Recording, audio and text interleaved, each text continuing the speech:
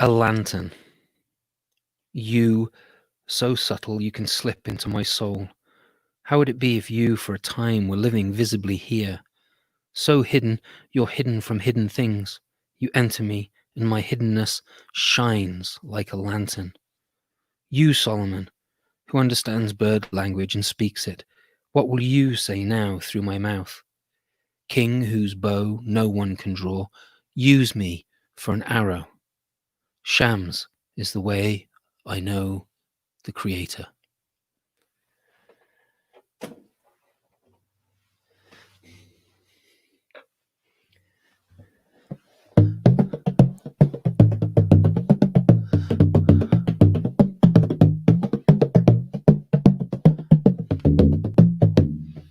Boing.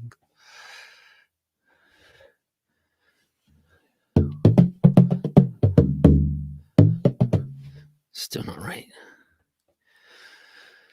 Dum dum dum dum be doo wah. Whoa whoa whoa yeah yeah. Whoa whoa wah. Only the lonely. Only the lonely. Ah dear. Hello. It is Wednesday and time for Wednesday Stories. How is everyone today? I hope you're doing fine. If you're here a little bit earlier, you might have heard me reading a poem written by Rumi. Because I'm going to tell a story that was dragged out of a really long poem by Rumi. It's actually one of my favorite stories, and Rumi is one of my favorite poets, so it just makes sense that I would do that, right? So, how is everyone today? I hope you're all well. Here in New London, New Hampshire, New England, New World. Hi, Joey. How you doing? Hope Renee's with you. And is Kurt there as well? What was I saying? I can't remember. Oh, dear. Getting old. Oh, the weather. That's right. I'm English. The weather here in New London is absolutely gorgeous. It seems that summer has almost started, if not started for real, which I am very, very happy about. So, yes, this is live now. Mike Reese. Mike Reese? I know a Mike Reese from my childhood, but that can't be right. That can't be the Mike Reese. Not my Mike Reese. Mike Reese was brilliant, man. Oh my gosh, such a great guy. Hey, Russell. Hey, Joey. Again, Joey, you're writing a lot. Stop writing. Ping. Hi, Russell. It's good to see you. Right. So today we have got the usual stuff of. Sorry, I didn't plug my microphones in, so there's a little bit of echo. So I'm going to plug these in. Not that I'm going to wear them. It's just to stop the echo. Technical difficulties. Actually, talking to technical difficulties, I do notice that my internet is really, really low. Hi, Emma. Hi, Ethan. It's good to see you guys here. Yay! So my internet connection looks a bit wobbly today. It might be all right because my son's not playing video games upstairs, so that's a good thing. And I don't think my wife's on her computer, so I'm not sure what is going on. Hi to Liam as well. One of my super fans. Yeah.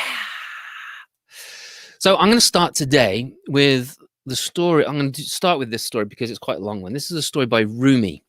And Rumi was a poet back in the 1200s. He is a real person. And he was a Sufi. He was a mystic. And I'm a huge fan of Rumi's work. I love Rumi's poetry. And I have I have 3 books of his work, and I love them all. And they're all very different, actually, because they're all different translators and stuff.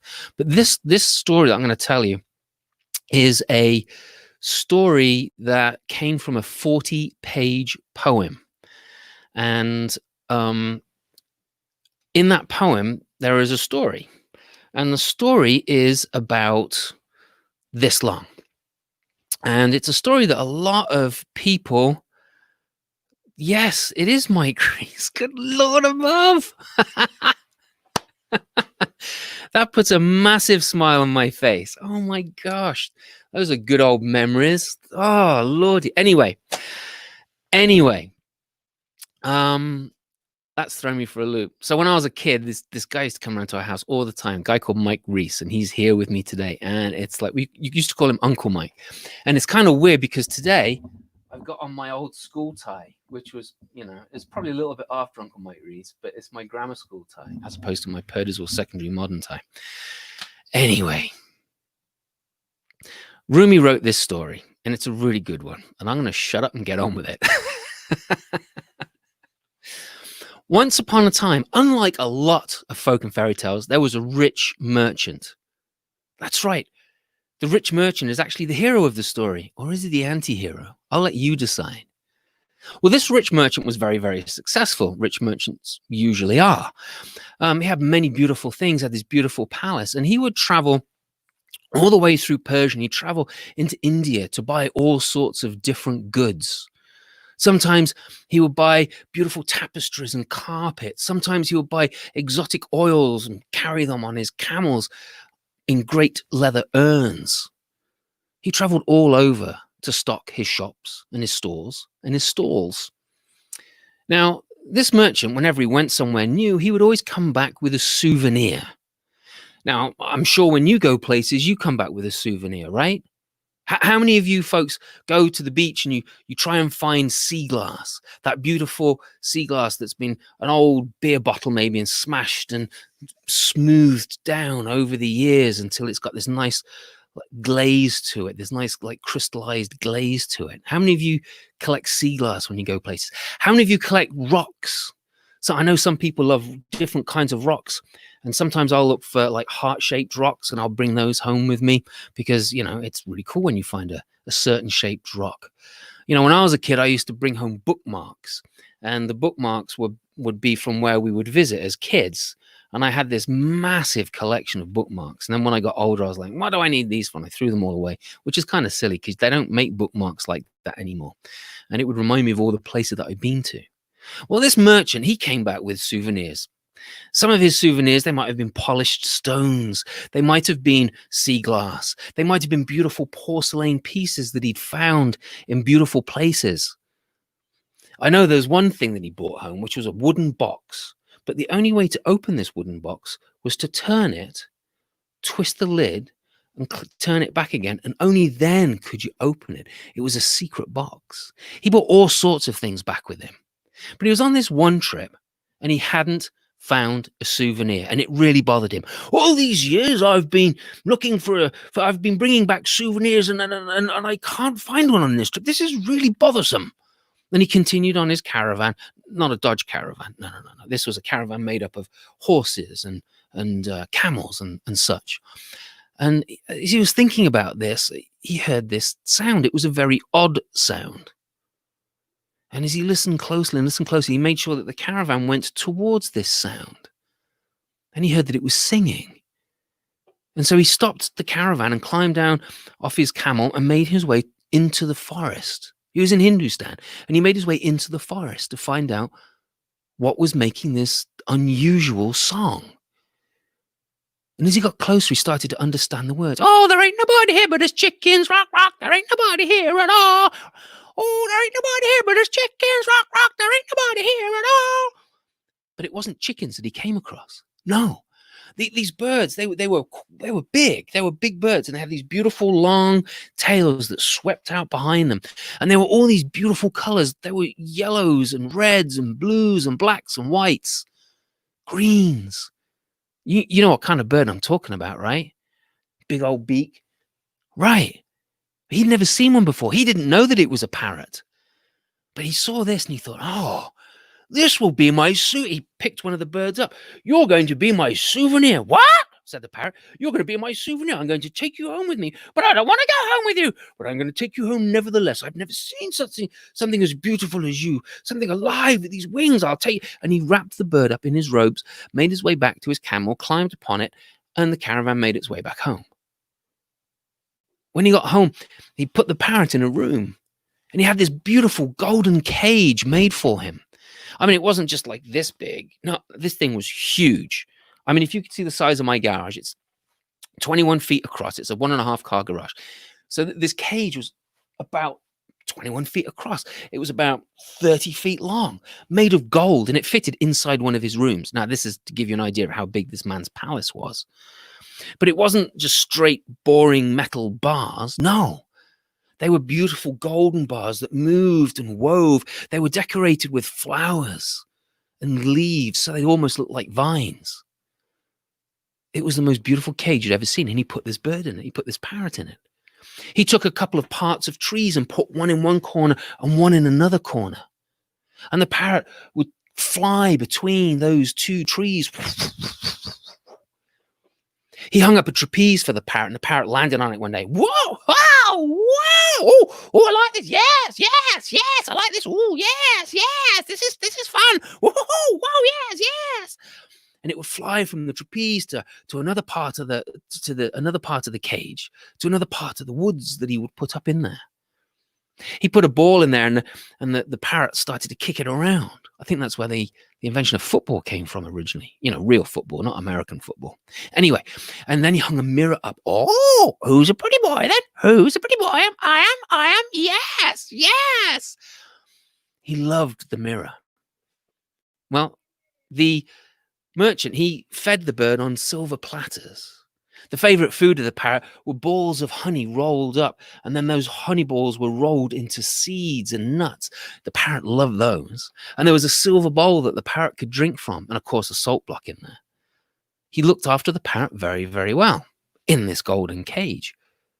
And the man and the parrot would sometimes sit and talk, and they would talk about many different things: poetry, love. They stayed away from politics and things like that, and religion, you know, because those are good topics to stay away from. But they talked long. The man told the parrot about his life in the city, and the parrot told the man of his life in the woods. Well, the time came when the merchant had to go and find new stock for his shops and his stalls and his stores. And so he put his caravan back together and started to make his way. But before he left, he went to his family and made a little shopping list. Oh, what would you like, my dear? My wife? And he'd make a list. His daughter, his son, his Uncle Mike. He got a list of everything. And then he went to his parrot. Now, I'm going traveling. I'm going to buy some more goods for my shops and my stores, and I'd like to get you something. Oh, there's nothing you need to get me. I have everything I need here. Yes, yes. But I want to get you something. I want to do something for you. Oh, do something for me? Yes, you can do something for me. Yes, yes. You know what you can do for me? You can. Could you go and visit my friends? Well, of course I can. I would love to go and visit your friends. Oh, and could you give them a message? Yes, of course I'll give them a message. And what would that message be? Well, what I would really like, if you go and tell them that I miss them all so much. Especially my sweetheart. Oh, her plumage is wonderful. Yes, you told me about your partner and how beautiful she is in her voice. Yes, yes. Tell them how much I love them and how I miss dancing in the skies and playing in the pools. Tell them that I miss their company so much. Tell them that I now live in this great golden cage. Tell them that you feed me water and my foods. And then once you have told them this, that I am kept in my cage, tell them that I love them still. And if they love me still, would they give me a message in return? Well, of course I shall do that. Of course, I would love to do that for you. We are now good friends. And so the merchant left. And he bought all sorts of wonderful things: new cloth, new clothes, new shoes and sandals, gems, jewels, those exotic oils, the oil essences that came from plants. He found those, frankincense, myrrh, very valuable oils. And he made his way back to Hindustan because he wanted to keep his promise for his friend, the parrot. And as he made his way into the forest where they lived, he could hear them singing again. Twiddly rock, twiddly twiddly rock, twiddly tweet tweet twiddly. My parrots, my friends, said the merchant. I am here again. And they all flew up out of his way, out of his reach. What do you want? Oh, I have come with a message from your friend whom I took with me. We are great friends now. Oh, you have a message? You have a message? You have a message? You have a message? Yes, I have a message for you all. And what is it? What is it? What is it?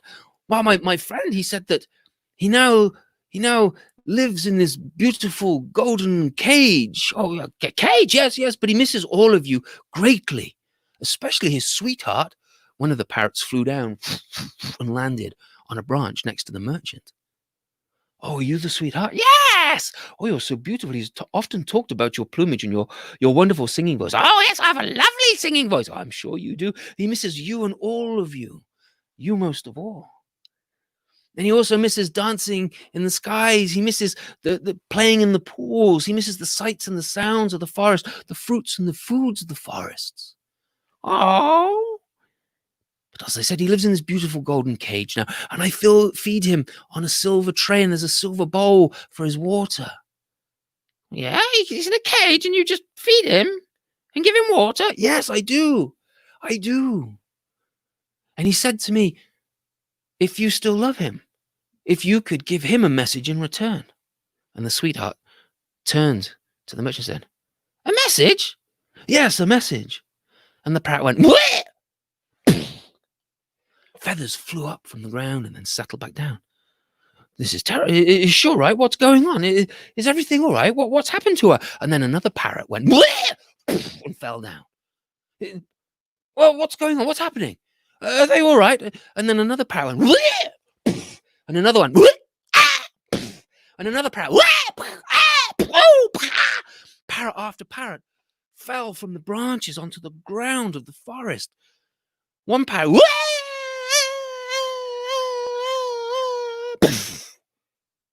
until every last parrot lay on the forest floor. What have I done? My words are like a sword, and I have cut them all down in their prime. What am I going to tell my friend? What am I going to tell my friend back home? This is terrible. What shall I tell him? I wish I'd never been given this message. These words are like feathers thrown from the top of a hill on a windy day, just carried away. I cannot bring them back. Oh, how I regret this. And the merchant made his way back to his camel and mounted it and took the caravan back home. When he returned back to his town, he delivered all the goods to his shops and his stalls and his stores. Then, and only then, did he return back home. And there was the parrot. "Hello, hello. How are you doing?" "I'm doing very well, thank you." "Oh, good, good. Did you see my friends?" Yes, I did." "Oh, and I gave them the message." "Oh, you did?" "Yes, and I told them that you missed playing, dancing in the sky and playing in the pools." "Yes, and that you now live in this beautiful golden cage, and that I feed you everything that you need, give you everything that you need." And I gave them the message, and then oh, your sweetheart came down and flew down next to me. "Oh, she's very pretty, isn't she?" "Yes." And I asked them if they had a message for you in return. And your sweetheart, she went, She went, "What?" She went, "What do you mean, Well, she went, "You mean, Yeah, and then another friend of yours went, "What, Yes, and then all of your friends went, Every last one of them went, apart from one. Oh, apart from one? Yes, it went,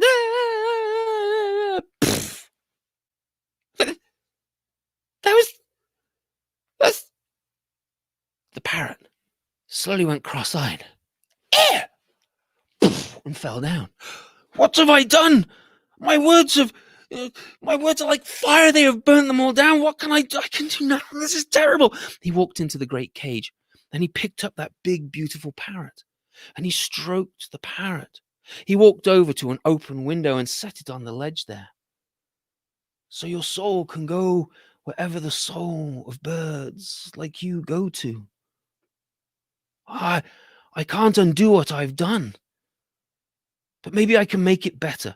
I know what I'll do. I'll have a gold coffin made for you, a nice long gold coffin, and I'll have your story written around, the story that I know, written around the side, and I'll have it encrusted with gems and jewels, and I'll take you back to Hindustan, and I'll bury you with your family, and I will bury you all together. And the merchant left. And the parrot that was sitting on the window, it opened up one eye and looked around. The merchant was gone. Oh! The bird stood up and fluffed its feathers out. My friends, they gave me a secret message. And the parrot spread its wings and flew out of the window. And the parrot flew all the way back towards Hindustan. And as he got closer and closer to the forest, he could hear his family and friends singing in the trees. And he gave out a great caw. And his sweetheart flew over to him. Did you get our secret message then? Oh, yes. Yes, he thought I was dead, and he took me out to the cage and put me on a windowsill, and I was able to escape. Your secret message was half clever. You ladies are so smart. Oh, yes, we are indeed. And he flew back to where his family and friends lived. All of them were alive. They had all pretended to be dead. They had all given their friend the parrot a secret message. Now, parrots live to be a great old age. Sometimes they can live to be as old as 80 or 90 even. But that's still not old enough to find those parrots today. But their great, however many great-grandchildren, they still tell that story to each other. The end.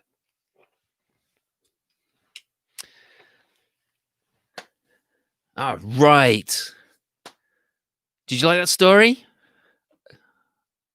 Rye. Ryan. I'm not sure what that means. Rye. All right. So, we're already 21 minutes in, and I know that a lot of people have things to do, and I know that a lot of folks, thank you, Pete, have, the kids are more interested in this than the other stories. So I've got a few here. Not as many kids sent them in this week, which is fine, but I got enough. And my daughter and her friend were around. My soon-to-be 15-year-old daughter and her friend were around. And we're going to start off with a picture from Ethan in Fairfax, Virginia. I don't know if you can see this, but it is a man jumping. Where's the man? There's the man. Right there, jumping on a trampoline. I don't know if you can see that very well, but once upon a time, there was a man called Ethan jumping up and down on a trampoline. Ba-doing, ba-doing, ba-doing. He was doing all sorts of crazy stunts. He was doing somersaults, ba-doing, ba-doing, spinning around in the air. He did that whole, when you stand up straight and you kind of rotate like that, like a spinning cork or corkscrew. He was doing that and doing a twist at the top and bouncing up and down. And he didn't get dizzy at all. I know, if I was to do something like that, I get very dizzy. And then, as he was bouncing up and down on this trampoline outside his own house, minding his own business, along came a rock dragon. The rock dragon came over to Ethan and said, "How are you doing there, little boy?" And Ethan was like, "Oh my gosh, it's a rock dragon! That is so cool!" Liam, I love this rock dragon. And Ethan was so excited. He loved the rock dragon too. And so he says, "Can we go on an adventure?" And the rock dragon said, "Whoa, of course you can." And so Ethan jumped onto the back of the rock dragon and started to ride off. He didn't even tell his mom or anything. Oh, it's a very bad thing to do. If you ever leave the house, you should always tell your mom or your dad, whoever's home, or your Grammy, or your aunt, or your grandpa, or your uncle, whoever's looking after you, big sister maybe, you always tell them where you're going and who you're going with, right? But did Ethan think about that? No, because when you see a rock dragon, the first thing you think of is like, this is too cool. Of course I'm gonna go with you. Let's go. And they rode off into the forests. Deep and dark, they went into the forest. Now, they hadn't brought any snacks with them, which is another reason why you should go and tell your parents where you're going, because they can say, "Well, how long are you going to be?" "Oh, I'm going to be for at least a day and a half, maybe 3 weeks. I don't know. It's a rock dragon, Mom. Come on." And then your mom would say, "Okay, then, well, you need a sleeping bag." And she put a bag together with snacks and stuff. But they didn't think of that because Ethan was so excited that he just jumped on Liam's rock dragon and off they went. And they came to this wonderful, wonderful waterfall. And they found that the water, there was a little sign next to the waterfall that said, "This water has been tested and it's safe to drink." And so the rock dragon, I'm going to call the rock dragon Liam just for the sake of it. Okay. So there was a rock dragon drinking out of this beautiful, beautiful stream and this beautiful waterfall. And they made their way down the side. And there was this big, deep pool over here, right here. And they jumped into the pool and they started swimming and splashing and playing, as you do. And then they saw further down the stream, they saw some big mango trees filled with fruit. And they thought, oh, let's go there. And they swam down to the side of this. By the way, this picture was done by Renee in Massachusetts. Isn't that an incredible? It looks like an oil painting to me. It could be acrylic, but it's absolutely phenomenal.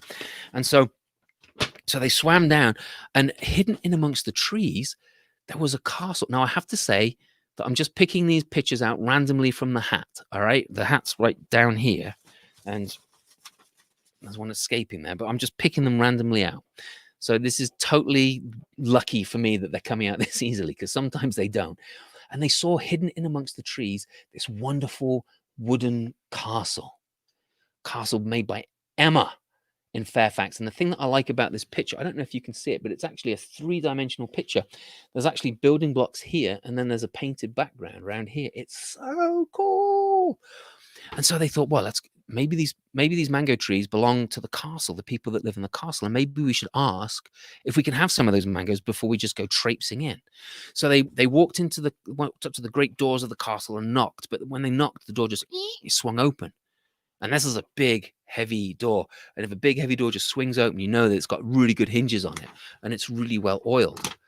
And all of a sudden, this big black dog came running along and woo, woo, woo, woo, woo, woo, woo, woo, woo, and he opened his mouth up and said, "Got a milk bone? Got a milk bone?"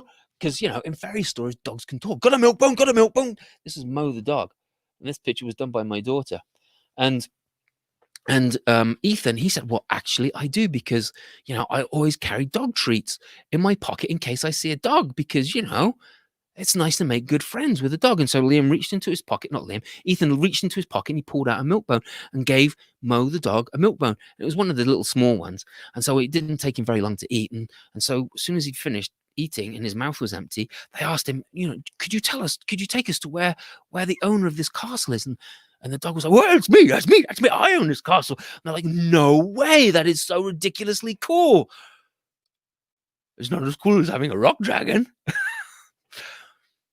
And so well, that is cool. And said, "Well, we're actually kind of hungry, and we saw that you have mango trees. Do you think we could have a couple of mangoes to satiate us?" That means to fill us up. It's a fancy word. It's a word that I love, satiate. And so the dog said, "Whoa." Mo said, "No, come here. I've got some food for you." So they went galloping through this huge castle until they came to the kitchen. And when they got inside the kitchen, this is where it all goes a bit south. When they got into the kitchen, they saw that there were a couple of robbers there. And the robbers were stealing all the food. And Mo was like, "No, bok, no." And the rock dragon was like, "Ah!" But he wasn't very tall and wasn't very scary, because he was way too cute to be scary. And Ethan was like, "Stop, you bandits!" But the bandits, they would have these balaclavas over them. They saw them and they were like, "Oh my gosh, there's a rock dragon and there's a big black dog called Mo. We better run." And they took off out through the window where they'd come in through. And so they called up the police station, the local police station, and the police showed up, and they were very nice police officers.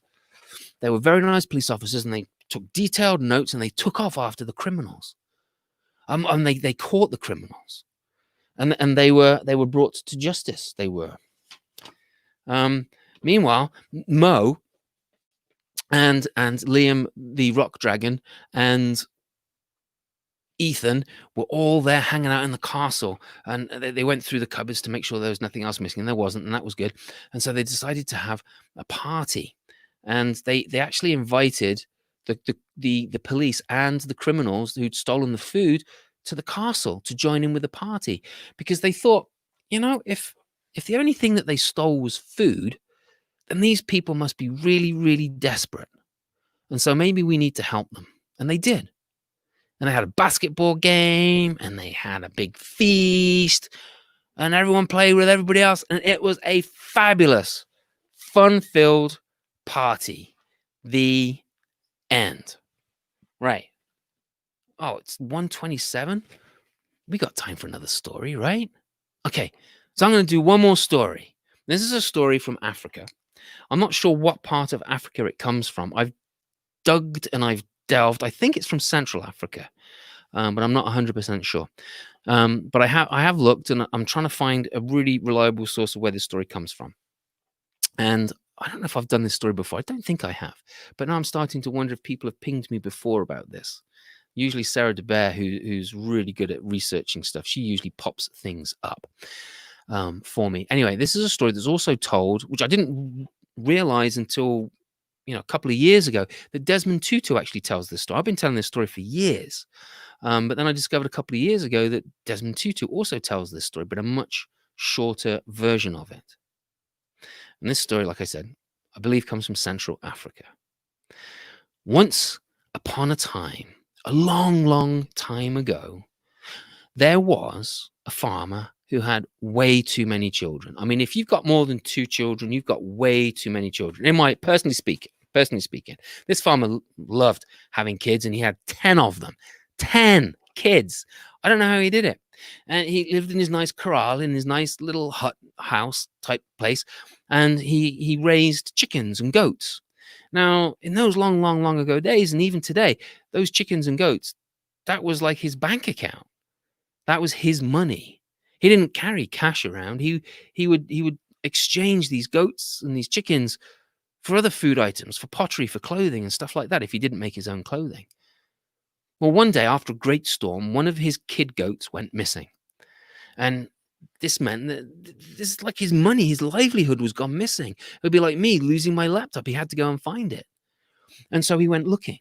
He went looking through the village, calling out for the goat, listening for the goat. Because, little kid goes, "Nyeh, nyeh." They make that little tiny sound, right? You can hear them. He went outside of the village, listening and looking. And he couldn't find the goat. Even in the trees, in the glade, he thought the goat may have taken shelter there. And then he went up into the foothills of the mountains, which were not very far away. And he couldn't find the baby goat there. He couldn't find the kid goat there either. But what he did find was a young eagle, a little, tiny, fluffy eagle. Because young eagles are really fluffy. They're like big fluff balls. They're so fluffy. And there was this fluffy eagle. And he looked around to see if he could find a nest. He looked back at the glade of trees, but he could see no nest there either. And then he looked up into the sky all around. It hurt his eyes to look into the sky because the sky was so bright, but he couldn't see a tiny dot that might be one of the eagle's parents. And he knew an eagle this young would perish, left on its own. And so he thought he'd bring the young eagle home with him. And that's what he did. He wrapped it up in his robe, just like our merchant did in the first story, made his way home, and there were all of his kids. They're like, Dad, we found the kid goat. And he's like, that's great. And then they're looking up at their dad. What have you got there, Dad? And he opened up the robes and looked down at his chickens that were eating the grass around his hut. And he thought he'd play a little trick on his kids, because that's what dads do, right? And he said, this is a chicken. And the kids looked at the eagle that was in his hands, and they looked down at the chickens, and they looked at the eagle, and they looked at, Dad, it doesn't look like a chicken. Oh, it is a chicken. And he set the bird down on the ground. And they watched. And the young eagle, like any young, freshly born creature, takes in the world around it. The eagle took in the world around it, and it saw the chickens digging in the dirt with their talons. And so the eagle started to dig in the dirt with its talons. You see, it digs in the dirt just like a chicken. It is a chicken. And because it was their dad, they believed him, of course. And so they said, okay, Dad, thanks. And off they went to play, because, that's what kids do. Well, a friend of his came by later that day, and they were outside talking, and the farmer's friend noticed the eagle in amongst the chickens. He said, what have you got a young eagle in with your chickens for? It is not an eagle. It is a chicken. See how it digs in the dirt like a chicken? It is a chicken. No, it's not. It's an eagle. Those talons and that beak. Oh, no, you see, the eagle had already learnt to dig out grubs, even with its curved beak, its hooked beak. You see, it digs in the earth like a chicken and eats like a chicken. It is a chicken. It's not. It's an eagle. And he picked up the young eagle, the fluffy wings and all, which probably wasn't very smart. And he said, "Fly, eagle, fly." And he tossed it up into the air just a little way. And it fluffed its fluffy wings out and crashed onto the ground. And the farmer said, "You see, it even flies like an eagle." Well, I still say it's a chicken. Well, the friend finished with his visit and he left, but he came back about a month later. Now, this little fluffy baby eagle was quite a large, young juvenile eagle. Its pinion feathers had come in. It was like big and strong. Wasn't full grown yet, but it was still bigger than the chickens that were there. "You've still got that eagle with your chickens? Are you mad? Are you bonkers?" He said, "No, no, no. It is a chicken. You see, it still scratches in the dirt and eats like a chicken. It is a chicken." "No, it's not. Have you got a ladder?" "Well, of course I have a ladder. May I borrow it?" "I suppose you could." And so he took the ladder and he put it up against the kraal, up against the hut.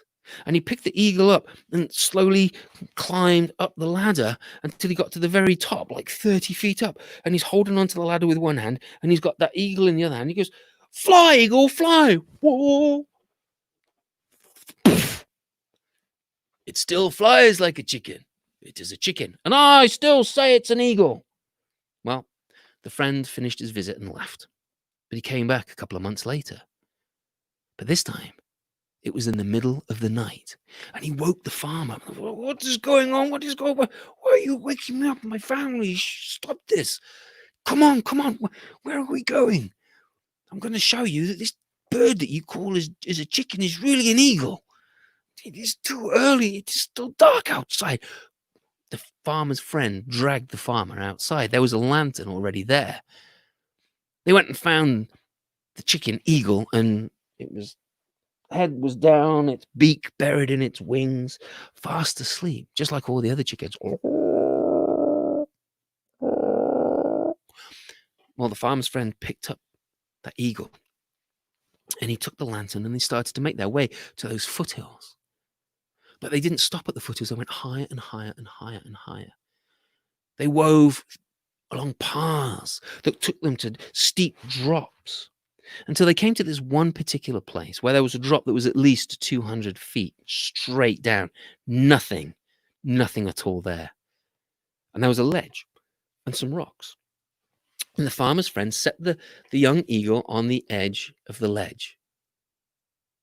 And the farmer said, "What are you doing? Just stop. We'll sit here on these rocks." And the two men sat down. "Why have you brought me out here so early in the morning? The sky is only just starting to turn blue." "Because I want to prove to you that that bird right there on the edge of the ledge is an eagle." "It is a chicken. It is an eagle." Well, they talked about other things other than chickens and eagles. And the sky started to brighten and brighten and brighten. And then poof, the sun cracked over the horizon and started to rise.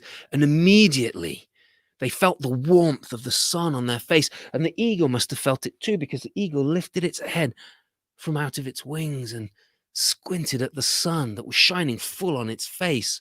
The wings opened up slowly as the eagle tried to warm itself. It was getting warmer very quickly. And the farmer's friend stood up. He walked up to the edge and put his hand over the drop. He could feel warm air rising up. You know what happens when warm air hits rocks? It causes these thermals of hot air. Hot air rises in a big spiral up and up and up. And the farmer's friend felt it rising on his hand. And he put his foot behind the bird and pushed it off the cliff. Well, the farmer jumped up. "What are you doing? You've knocked my bird, my chicken, over the edge of the ledge. It is falling to its death. That is worth money to me," said the farmer. "It is not. It's an eagle. It's worth nothing to you other than a joke. Fly, eagle, fly," he called. But the eagle's wings just flapped and tossed itself around, but they became more and more open until it caught the wind and it soared. It rode one of those thermals of hot air and it came back up. And as it flew past them again, the farmer's friend called out, "Fly, eagle, fly! Be who you are and not what others tell you." And the eagle flew and flew higher and higher until it became just a dot in the sky. For after all, it was an eagle. And as an eagle, it should behave like an eagle. And so the farmer agreed that it was an eagle. And they made their way back to their home. And so if anybody tells you that you're not who you are, that you can't do something, think about that eagle and fly. Fly, eagle, fly. Well, that's it for this Wednesday Stories. I hope you enjoyed the tales that we told and the pictures that we used. Thanks to Valerie Saul, for painting that amazing picture. Thanks to Finley, age 8, out of Charleston, South Carolina, for her amazing police station. Finley is renowned for her architectural drawings that she sends. Thanks to my almost 15-year-old daughter, Perry, for doing the picture of Mo, our dog. And thanks for this wonderful castle, Emma. That is absolutely awesome. Brilliant. And this, I have to say, got to make sure it's the right way. This is an amazing picture. Renee, you are serious talent there, girl. And then we've also got Liam's rock dragon out of Grantham, Vermont. I love that rock dragon. That might be one of the pictures that I do keep. And also to Ethan's amazing trampoline man that started the whole story off. I wonder how that story would have gone if it had started with a rock dragon or the police station. Interesting thought. Anyway, I hope you've enjoyed the stories. Thank you so much indeed. Uncle David, Uncle Mike, you stay online because I'm going to catch you in a minute when I log off of this. It's been great to be here with you all. Hope you enjoyed the stories. And remember, same time next week, Wednesday, 1 o'clock Eastern. That's USA and Central Time, which is -5 British time, if that helps any. Glad you were here. Have a wonderful, wonderful rest of the week. And also Friday, I can't remember what time, but Friday with Friends. I got a storyteller friend of mine. I can't even remember. Oh, no, this Friday, we're not doing Friday with Friends because it's my daughter's 15th birthday. So I'm going to make sure that I'm available for her to drive her wherever she wants to go. Do with her whatever she wants to do. So anyway, thanks for being here with me. Love you all. Keep sending the pictures in and take care of yourselves. Okay? Thanks a lot. Bye.